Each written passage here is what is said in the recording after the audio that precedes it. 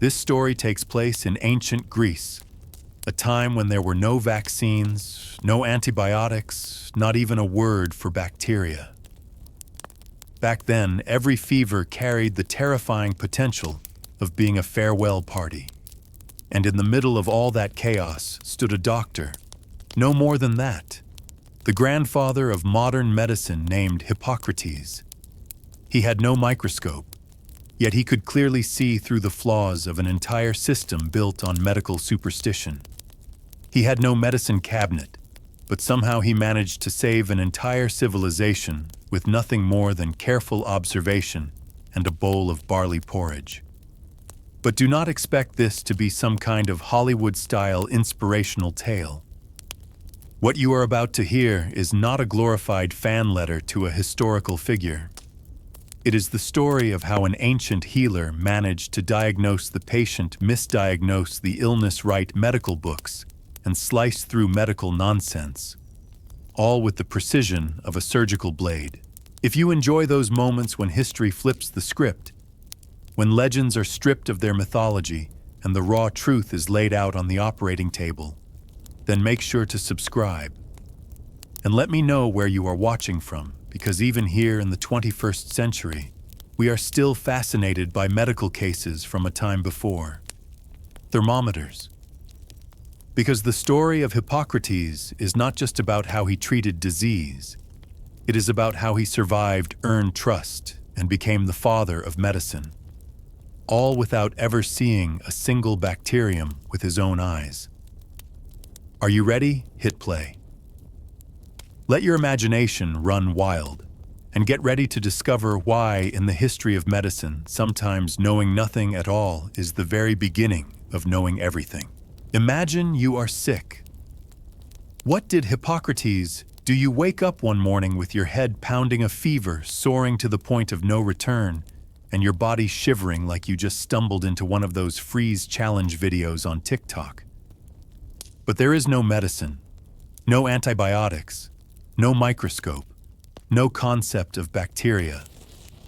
All you have is Hippocrates, an old Greek man armed with doubt-sharp observation and the smell of your body.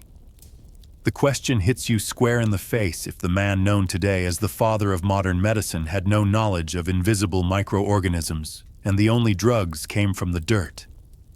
How on earth did he treat the sick? Picture this ancient Greece around 2,500 years ago. Harsh sunlight streams through the stone shutters into a small room filled with the scent of olive oil, sea air, and dusty roads. Hippocrates walks in, not with test tubes, not with a magnifying glass, but with his hands. He touches your forehead, examines your eyes, listens to your breathing. He studies everything like a detective from a time long before crime scene investigations. This is not a ritual. There are no ringing bells, no sacred chants. Hippocrates believed illness did not come from angry gods, but from within the body, from the environment, from the fluids flowing inside you. He listens to your cough. He watches your skin. Is it pale or turning yellow? He examines your urine.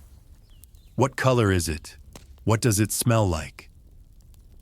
He notes the temperature of the air, your living conditions, the food you eat. These basic observations were his only tools. The microscope was still a distant dream. Bacteria were an unknown concept. Antibiotics had not yet been invented. From these observations, Hippocrates built a theoretical framework known as the four humors: blood phlegm, yellow bile, and black bile. If one of these substances was too abundant or too scarce, your body fell out of balance and you became ill. He did not know what bacteria were, but he knew that if urine turned too dark, if sweat poured out excessively, or if pus appeared, something was wrong. And then he would try to correct it by reducing the excess or replenishing what was lacking. He adjusted the humors through diet: hot foods, cold foods, moist or dry ingredients. He used the environment: fresh air, dry and open spaces. He prescribed rest, gentle exercise, and at times cold water baths. Of course, his materials and methods were crude. But Hippocrates understood something profound. The body has an inherent power to heal itself. Vis medicatrix naturae, as long as nothing stands in its way. He also used more aggressive methods, setting bones, treating wounds, cleaning them with water, and sometimes with vinegar or salt. These were the ancient world's versions of disinfectants, crude yet purposeful, used to clear away necrotic tissue and prevent the accumulation of pus. When he believed there was too much blood, Hippocrates would perform phlebotomy, the practice of letting blood out. Today that might sound like drawing blood to treat a fever, but to him it was a legitimate way to rebalance the humors. But there was more. Hippocrates elevated careful observation to a sacred principle. Without a microscope, he used his eyes, ears, and nose, every remaining sense, to examine urine, feces, saliva, sweat, sensations of heat or chill and pain. In his collection of medical notes, known as the Hippocratic aphorisms, he recorded patterns: people who fainted frequently, those who were obese, or those who appeared frail. Traits that might seem unrelated were, through years of meticulous note-taking, revealed to be early signs of serious illness or even death. He paid close attention to the seasons, hot and cold, and came to understand that the environment played a role in illness. In spring or during the rainy season, if patients developed diarrhea or high fever, Hippocrates would say the cause was not divine wrath, but an internal imbalance, moist, warm blood rising too quickly, or phlegm getting trapped because of cold, damp air. If you felt a burning fever, a dry throat, and a persistent cough, Hippocrates would respond by cooling your internal temperature through cold foods, clean water shelter from cold winds, and above all, rest. Less movement, more hydration. But do not mistake Hippocrates for a miracle worker who never erred. Built into his method of observation and balancing humors was room for mistakes. Because bacteria had not yet been discovered, transmission of disease was poorly understood, and many illnesses could not be cured. Yet it is precisely this limitation, this absence of omniscience, that makes Hippocrates so compelling. Like an artist of healing, he relied solely on herbs and experienced not advanced machines or laboratory tests. And so you begin to see Hippocrates treated by classifying diseases, observing symptoms, adjusting the natural environment, and correcting imbalances between excess and deficiency. He used words empathy and rudimentary hygiene. The physician was not a divine figure, but a companion through illness. And remarkably, you can still see echoes of his approach in modern medicine, therapeutic diets, rest, environmental treatment, patient psychology, and the ethical commitment to do no harm. In the end, the question still hangs in the air. With all of his limitations, no microscope, no knowledge of bacteria, no antibiotics, did Hippocrates truly heal people? And if so, how much of what he did still lives on in today's medicine? The journey ahead will lead us to the answer. When the first doctor decided that the gods did not have a medical license. If you were living in the 5th century before the Common Era and happened to suffer a bout of diarrhea during a scorching Greek summer, the first person you would run to probably was not a doctor. More likely, it would be a priest, or an oracle, or perhaps an old man chewing bay leaves who claimed that you had offended the god Apollo by forgetting to offer grilled fish last week. But then, in a world drenched in myth and superstition, Hippocrates appeared. As if someone had just invented airplane mode during a divine celebration thrown by Mount Olympus. He did not storm in shouting "Long live science" or declare, "The gods are fake news." Instead, he did something far more difficult. He quietly took notes. He observed. He compared. He listened to symptoms. He asked about the days, the seasons, the direction of the wind. and while the holy specialists were busy dancing with spells and animal sacrifices. Hippocrates simply asked, "Did you drink well water or rainwater today?" To him, illness was not a divine punishment. It was a message from the environment, from diet, from the weather, from sleeping too little, bathing too often, or living too close to a swamp. In an era where everyone blamed Hera, Zeus, Poseidon, or the snake in some sacred garden, Hippocrates calmly stood in the crowd and said, "Maybe it is your intestines." In his work, Air's Waters Places, he wrote that the place where you live directly affects the diseases you are likely to get. Live near a swamp, congratulations, you have won the malaria bundle. Live on a high mountain. Your skin will be thicker, your voice hoarser, your lungs different. He even believed people who lived in regions with strong western winds had more fiery temperaments, because those winds made the body drier and hotter. It may sound like ancient high school astrology, but remember, Hippocrates was doing something no one else dared to do, removing the hand of the gods from the door of the sick room.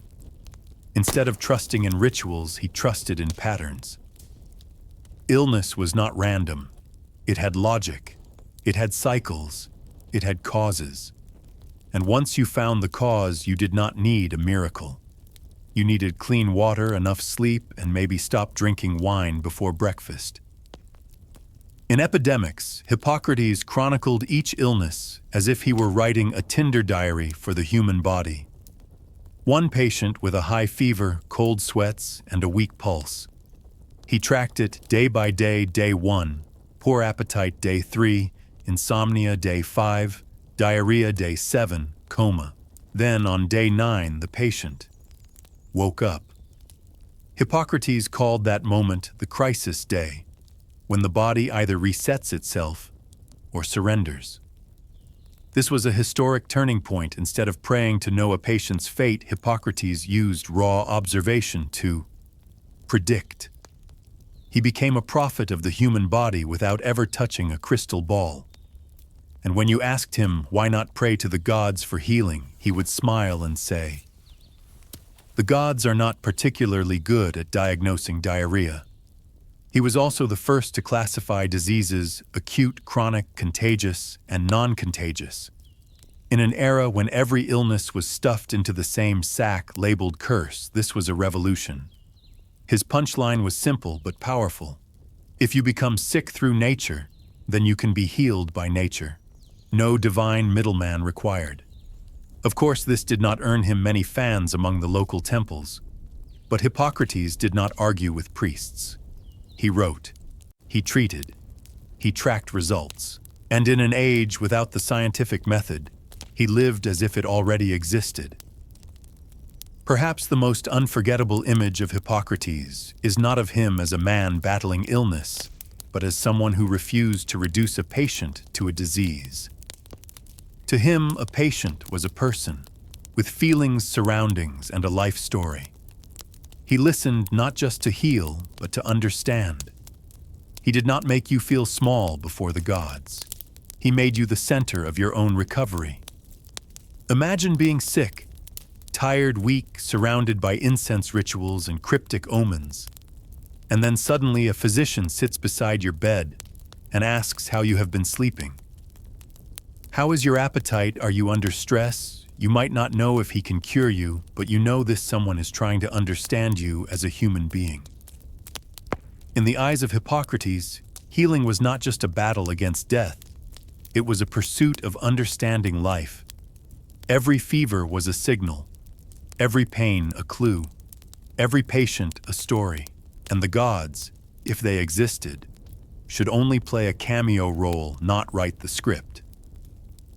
And so in a world ruled by Zeus and mythological thunder, Hippocrates, with a clear mind, warm hands, and a stack of yellowing notes, quietly began shaping the idea of modern medicine. By doing one radical thing, first refusing to blame the gods. 4 Seasons Smoothie, the disease-fighting edition. If you have ever sipped on detox water or paid $8 for a yin-yang balancing smoothie made with celery, lemon, and blind faith, then congratulations. You are closer to Hippocrates than you think. But instead of calling it a super juice, Hippocrates called it the four humors, the four sacred fluids: blood, phlegm, yellow bile, and black bile. It may sound like a winter drink menu at Starbucks, but for nearly 2,000 years, this theory ruled over European medicine like Zeus's personal health blog on Instagram. These fluids were not just bodily substances. They were the starring characters in the tragedy of human health. Blood represented life, warm and moist, the rebellious son of spring.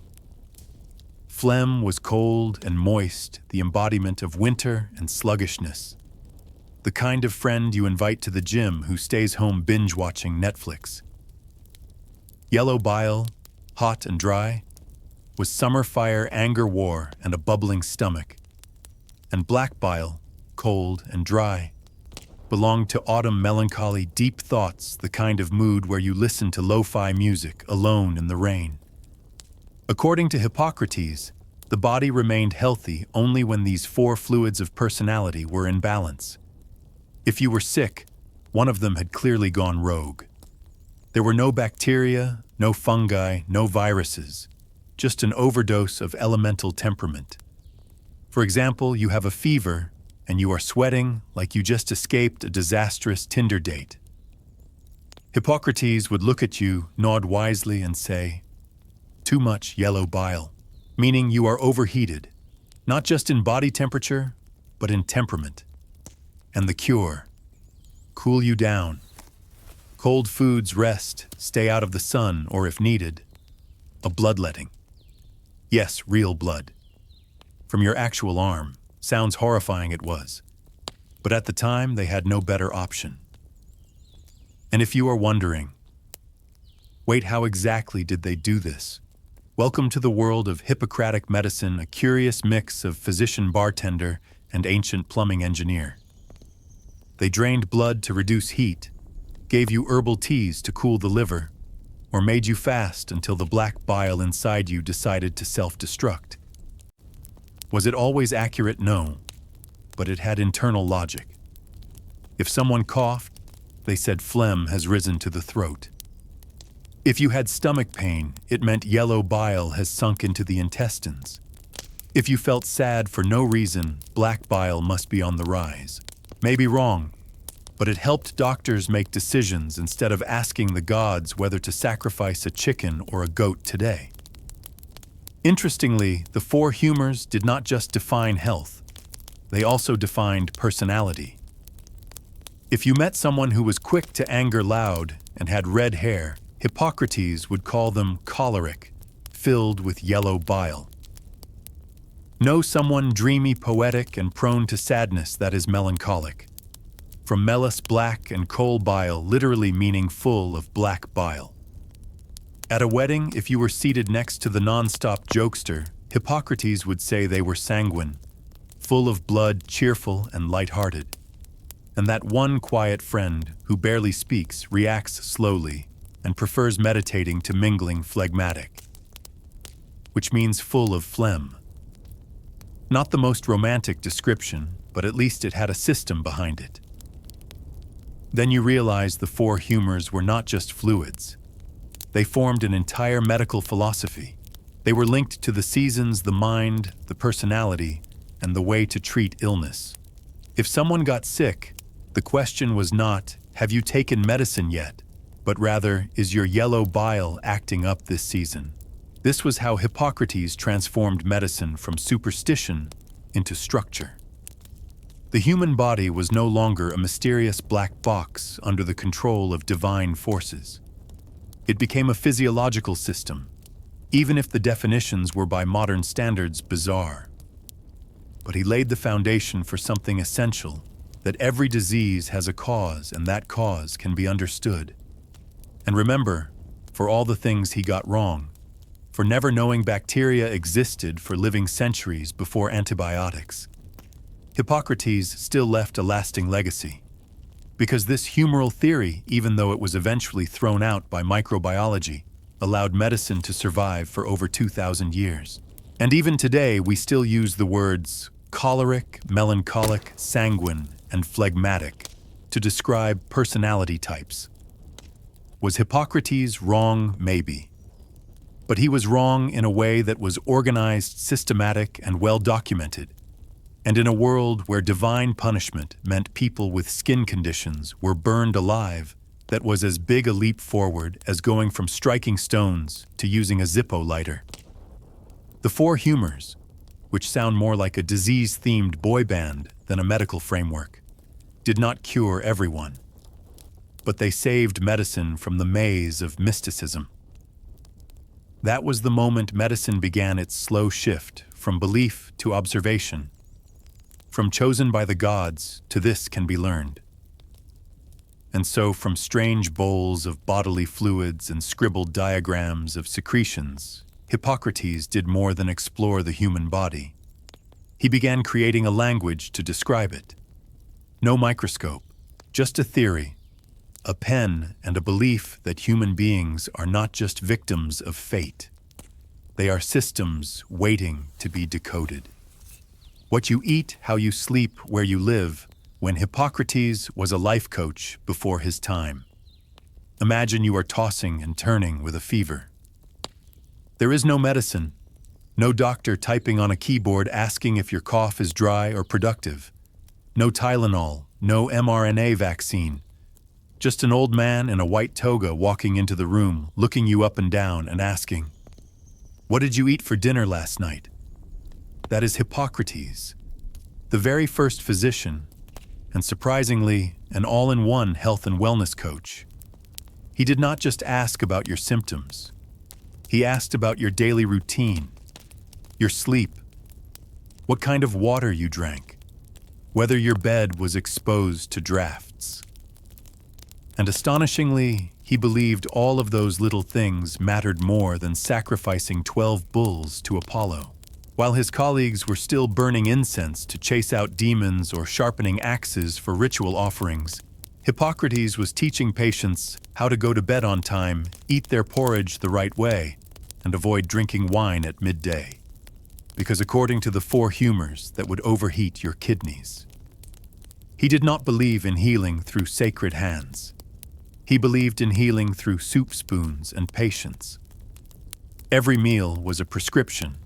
Not low-carb, high-protein style, but more like this food makes you dry, that one makes you moist. This dish heats you up, that one cools you down. If you had just lost blood from some ancient Greek medical procedure, Hippocrates would prescribe barley porridge with apple cider vinegar to balance your internal temperature and body moisture. To be accurate, he was not just a doctor. He was a full-blown lifestyle guru centuries before the word guru even existed. Most of his treatment was not about fighting disease, but about clearing the path so the body could heal itself. Hippocrates believed that every person carried an inner doctor, and that if you cleared away the mess caused by foolish daily habits, the doctor could finally do their job. Hippocrates insisted, if you want to stay healthy, you must not live out of season. In summer, if you ate spicy foods, drank hard liquor, and slept late, you were practically inviting illness tropical style. In winter, eating cold foods, bathing too much, or sleeping outside in the fog was a welcome mat for black bile. Each season had its ideal foods, its compatible lifestyle, and even its recommended sleeping positions. And do not think he was just talking off the top of his head. Hippocrates tracked patients through every season, recording the connections between climate and symptoms until he could offer health advice like an ancient version of Apple Health. Except instead of counting your steps, he counted how many times you had diarrhea in the fall. To Hippocrates, preventing illness was not just a branch of medicine, it was the core. Treating disease was a failure. Keeping people from getting sick in the first place, that was the true victory. And if you think that sounds like a modern philosophy, then congratulations. Hippocrates predicted you 24 centuries ago. When a patient came to him, Hippocrates did not ask, "Where does it hurt?" He asked, "How have you been living lately?" Because to him, illness was the result of a series of lifestyle mistakes, not the work of some tiny invisible creature. And even though he had never heard of bacteria, he already knew how to stop them without knowing their name: stay clean, eat according to the seasons, and live close to nature. He let his patients sleep, but not too much. He reduced their food when they had a fever so the body could focus on fighting, not digesting. When sweat poured out, he gave them water, but not ice cold. And when bloating hit, he prescribed a remedy we would now recognize as steamed fennel with sugar. This is when the line between Hippocrates and an American grandma starts to blur. Because both would tell you to drink ginger tea, stay out of the wind, avoid late-night baths, and go to bed early. The difference: Hippocrates got to write medical texts. Grandma just posts it on Facebook. And yet, that was how he healed, through daily habits, careful observation, and what can only be described as ruthless patience. It sounds slow, no dramatic effects, no magic spells, just time. And that made people skeptical. But Hippocrates did not care. He believed that if you let your body rest, eat properly, sleep enough, and avoid doing anything stupid for the next 7 days, you might just live. He did not make disease vanish instantly, but he gave the body a chance to fight. And because of that, he did not need to know about bacteria. He had already created an environment where bacteria could not thrive. Sounds like a lucky coincidence, maybe. But when that same coincidence repeats itself across hundreds of patients, it stops being luck. It becomes experience. And experience, Hippocrates believed, was the true foundation of the art of healing. And so while the rest of the world searched for a miracle cure, Hippocrates remained faithful to porridge afternoon naps and a walk through the vineyard. Not flashy, not heroic, but sometimes it is the boring, sleepy stuff that ends up saving your life. No anesthesia, no problem. Hippocrates reset bones and treated wounds with sheer grit and seawater. Do not imagine Hippocrates as just a gentle old man scribbling theories, sketching diagrams of bodily fluids, and strolling around with a bowl of porridge like the grandpa of ancient medicine. No. When needed, he stepped straight into the role of battlefield doctor, wielding scissors, splints, and sometimes a strange wooden bench with ropes. This was the so-called Hippocratic bench, which sounds like a gym machine in Los Angeles, but was actually a brutal-looking device for stretching out limbs, Spartan style. You broke your leg, Hippocrates did not call for an ambulance. He laid you out on the bench, tied ropes around your ankle, and pulled slowly, like someone trying to fish out a lost sock from under the bed, using an extra-long grabber tool. No anesthesia, no morphine, no sedatives. Just you, a cold stone floor, clenched teeth, and some motivational whispers like, "Hold on, almost there." How long is almost? That depends on how stubborn your bones are. He did not perform surgery in the way modern medical dramas show, slicing open chests or diving into abdominal cavities. But he handled fractures, dislocations, head trauma, and deep cuts using observation, swelling, skin color, pain level. Then came the treatment: splints wound, cleaning with seawater, or sometimes letting the pus drain naturally. Sounds rough. Sounds unsanitary. Sounds not at all board certified. Sure, but remember, people back then still believed blood had personality, so cleaning a wound with salty water was practically Nobel-worthy. Hippocrates documented injuries like a crime scene investigator. Patient wounded on the right side of the head eye, swollen 3 days in a coma. Day 4, opened eyes. Day 5, seizures. Day 6, death. cold maybe. But this was medicine, not poetry. What mattered was that he tracked every development, and that was the beginning of the medical case file. And if you are wondering, how did he know how to prevent infections? The answer is, he did not know about bacteria, but he knew the smell of rot, and he hated it. In a world without the concept of sterilization, Hippocrates noticed that wounds with foul smells and strange colors usually led to death. So he avoided touching them with dirty hands, washed them with clean water, and sometimes used wine or vinegar to disinfect, driven by instinct, not science, but still surprisingly effective. Now picture yourself as a patient in those days. You walk into his clinic, legs swollen like an overstuffed holiday roast. Hippocrates tells you to lie down. No anesthesia, no emotional prep, no hospital gown. Just your leg is bent like a grapevine.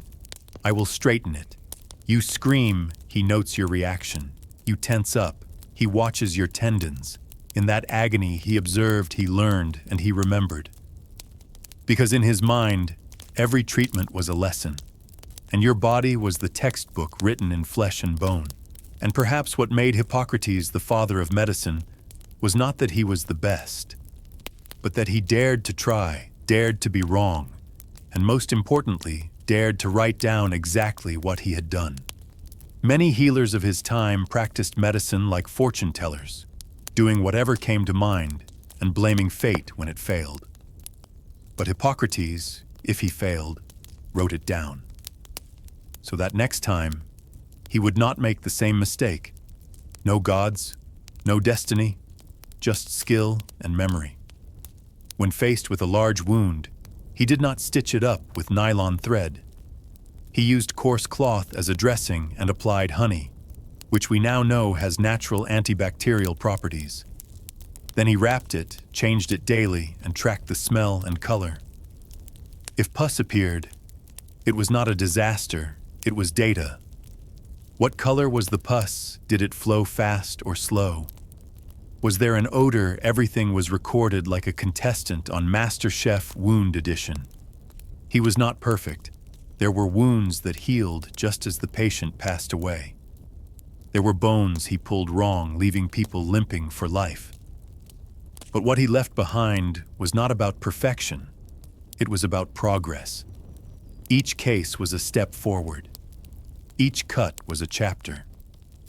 And every scream from a patient was a reminder that to heal you must first see the human being inside the pain.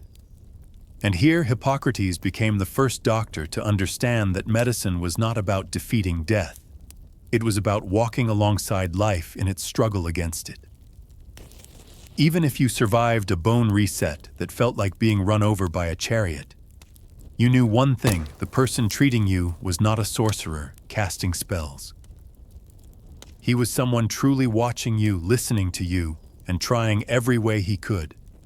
No anesthesia, no laser scalpels, just a steady hand, a heart that did not tremble, and a mind calm enough to know the difference between pain that keeps you alive and pain that kills.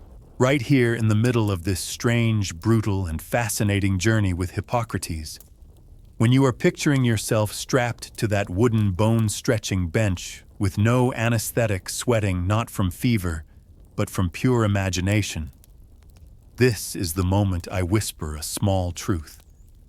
If you have made it this far, you are part of the rare 0.01% who do not just watch to know, you watch to deeply understand and laugh darkly. And if you feel that history has never been more vivid, more hilarious, and more terrifying, then help me turn this series into a gathering place for people on the same strange wavelength. Hit subscribe so you do not miss the next part where Hippocrates takes on the role of the world's first psychologist. And if you have thoughts, questions, or just feel like this story was painful but it made sense, leave a comment below. We are peeling back the layers of history together, and we are only halfway through. Hippocrates and psychotherapy, before Freud was even born. You are lying in bed, your body too heavy to lift your mind, glitching like a broken live stream, and someone walks in. Not with medicine, not with a scalpel, but with a simple question. Why do you think your body is reacting this way? That person is not a priest, not your best friend, certainly not a therapy chatbot. It is Hippocrates, the man who 2,400 years ago dared to suggest that emotions could cause illness. Yes, long before Freud ever dabbled in dream analysis, Hippocrates was observing the moods and beliefs of his patients like they were vital signs. In his book Aphorisms, he did not just write about physical symptoms.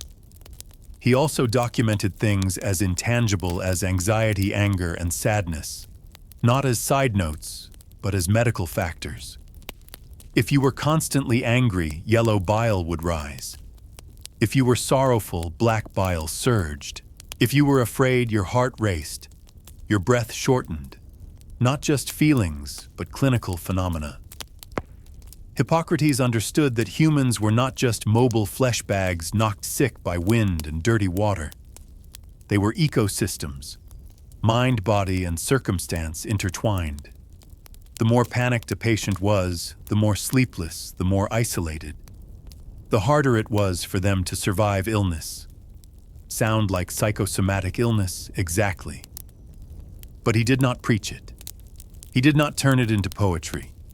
He just sat quietly by the bedside and asked, "Are you afraid?" And when the patient nodded, he did not scoff. He took note.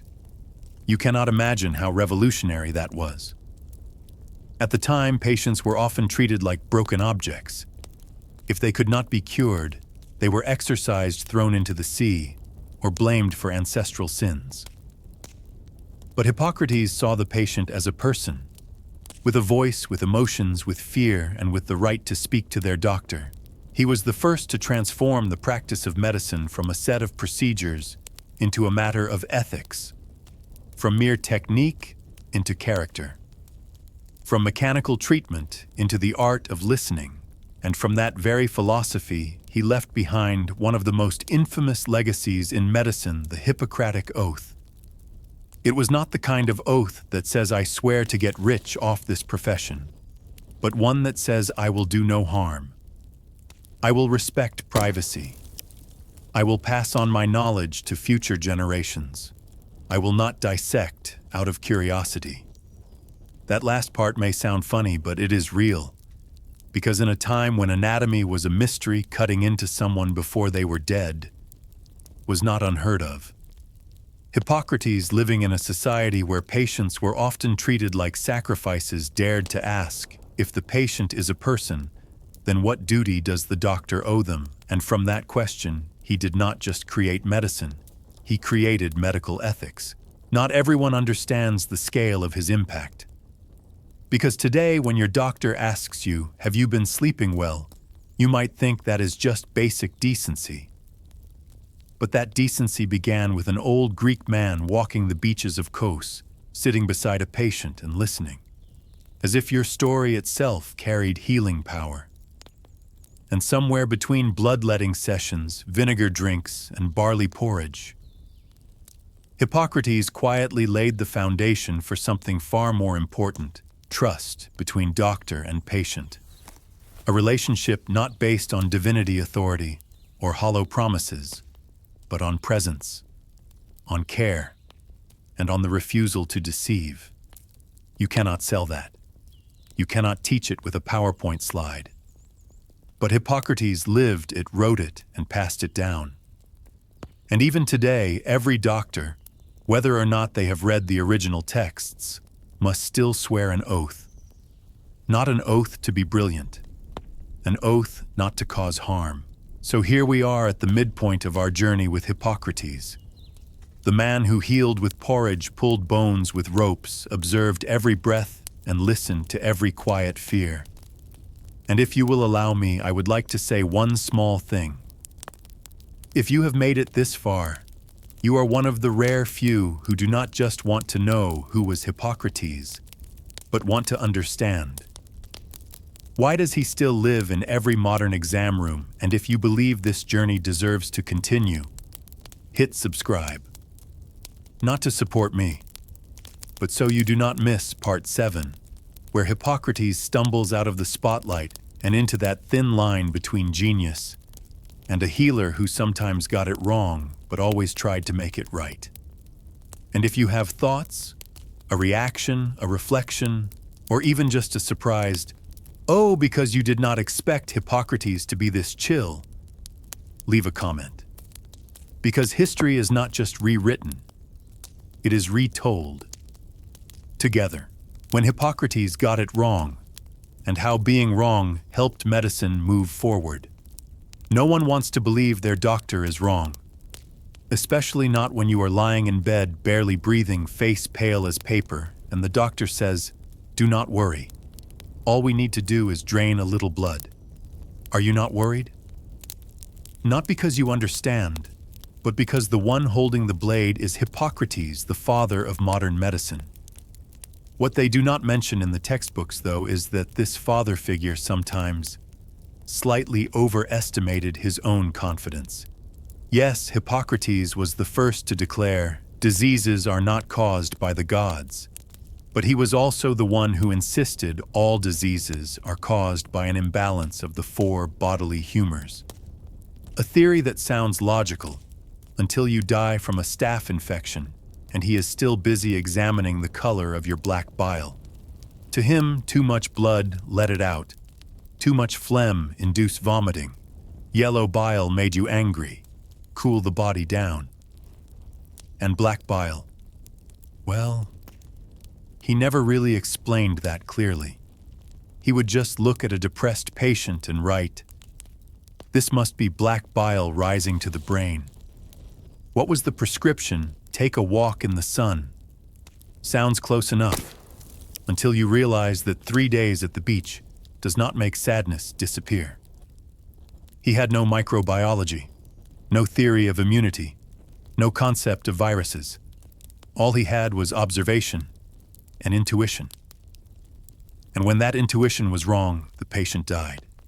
And when the patient died, Hippocrates took notes. He did not cover it up. He did not shift the blame. He did not burn the body to erase the evidence. He wrote it down, analyzed it, and asked why. Not to defend his ego, but so he would not repeat the same mistake with someone else.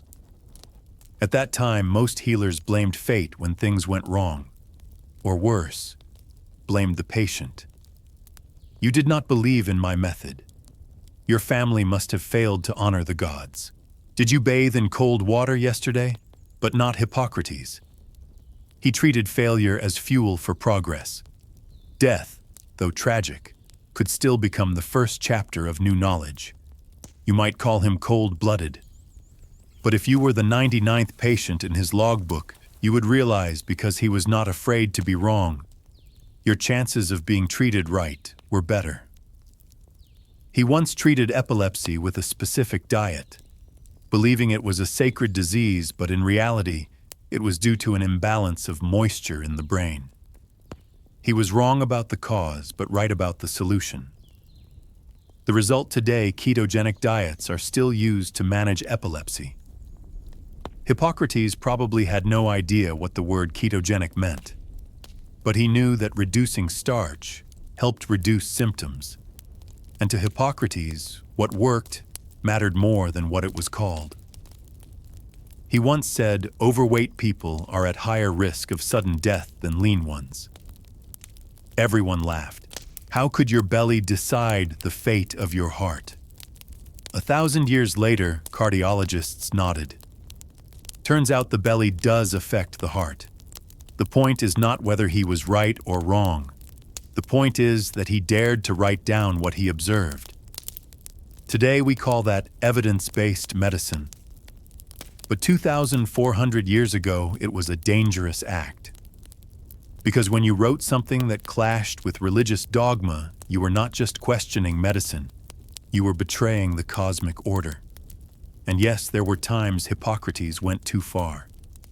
A patient had a fever. He believed there was too much blood. so he drained some. The patient, already weak, lost more blood and died. Someone with severe diarrhea.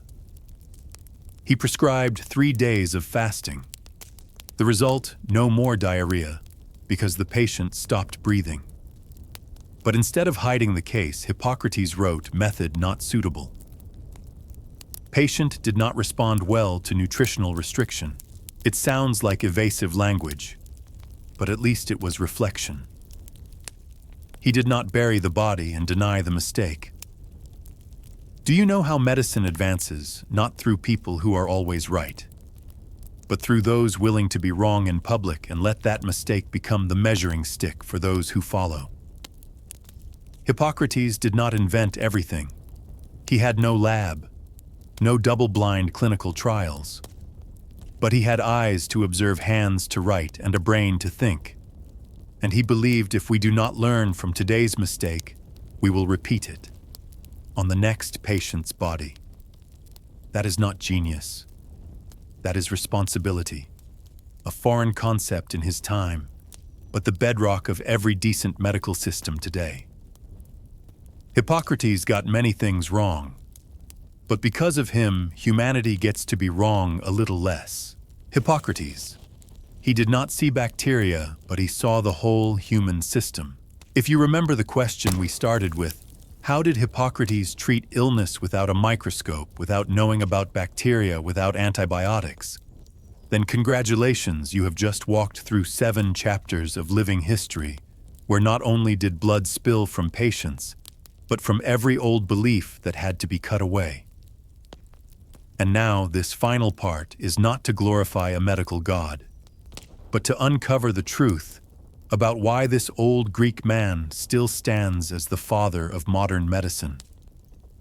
Hippocrates did not see bacteria, but he saw people, not through magnification, but through proximity, close enough to smell the sweat of a fever, to hear the labored breathing at night, to record every minor change, every rash, every reaction to a change in diet, every depression without a clear cause. He had no antibiotics, but he knew how not to make things worse. He knew when to let the body fight. He knew not to introduce toxins unnecessarily. He respected the fine line between treatment and harm. And sometimes, just sometimes, that restraint was the very thing that saved lives. You think healing is about wielding a scalpel. Hippocrates believed healing begins with listening. Listening to breath, to words, to the patient's history, and even to what is not said.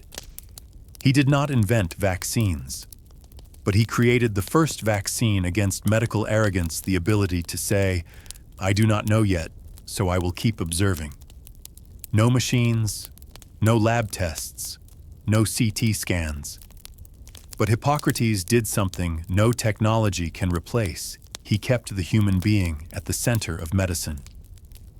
When the world still believed illness was punishment, he said it was a response. When society believed doctors were divine, he wrote, "A physician must have ethics. First and foremost, do no harm." While others focused only on symptoms, he looked at lifestyle, climate, psychology, habits, diet, and sleep, and saw that illness was not just in the blood, it was in how we live. Hippocrates did not save everyone, but he saved medicine from becoming sorcery. No spells, no divine expectations, no magic.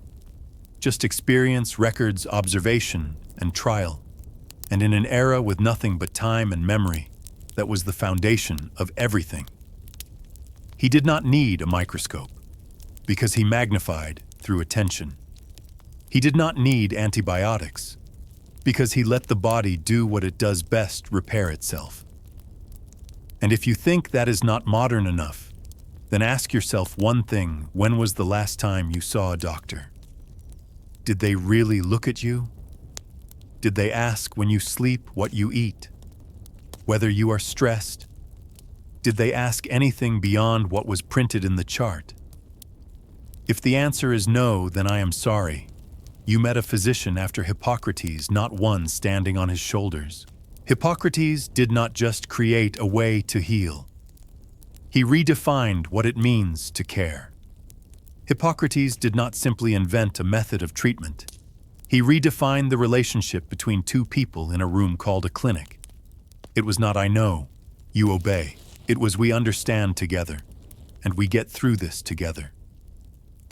That might sound like modern therapy philosophy, but it began with an old man writing by hand under the Aegean sun, documenting the pain of others as if it were a map to the truth.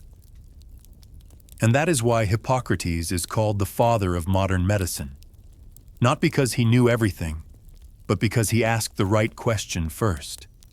Not "how do we cure this?" but "are we listening the right way?" No bacteria, he listened to symptoms.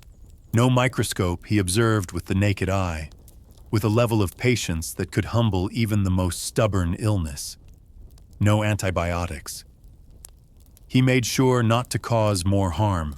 And if you ask, then what did he use to treat people? The answer is not a single drug. It was a system, a perspective, a belief that the human body is not just a tangled mess of nerves waiting to fail, but a machine that can restore itself if we know how to help it rebalance. He treated with knowledge, with ethics, with humility, and with his own presence. The first to reject magic in favor of natural logic. You have just completed a journey that no medical school curriculum will tell you this deeply, this honestly, or with this much heart. If at any point you found yourself smiling, nodding, cringing, or whispering, "Oh, now I get why he mattered," then congratulations. You have just stepped into the deepest layer of medicine, not learning how to treat disease, but how to understand people. And if Hippocrates left one message for the generations after him, it was not a single answer. It was this: keep observing, keep questioning, keep trying, keep writing, and always, before you treat the illness, understand the person who carries it. You have just heard a story, a full reverse journey from blood pus and barley soup to ethics, psychology, and ancient wisdom. If you want more stories like this, where history is told like a Netflix series written by a stand-up comedian, then you know what to do. Hit subscribe. And if you have anything to share about Hippocrates, about modern doctors, or even just your experience drinking vinegar when you had a fever, leave a comment. Because the journey to understand medical history may be ending, but the journey to understand people is just beginning.